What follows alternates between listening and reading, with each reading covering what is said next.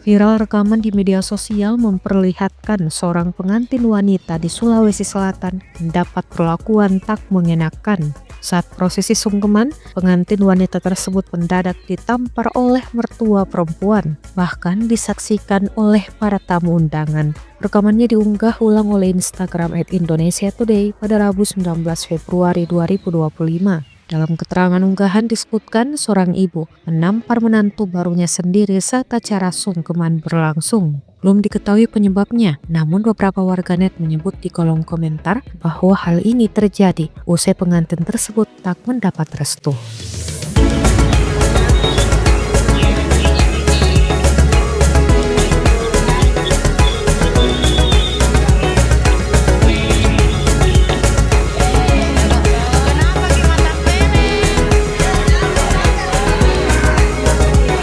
Tidak apa-apa, ada di videoku. Kenapa kita potong pendek? Kenapa ini? Tidak boleh, ayo pulang kalau begitu, astaga. Ayo pulang, sudah.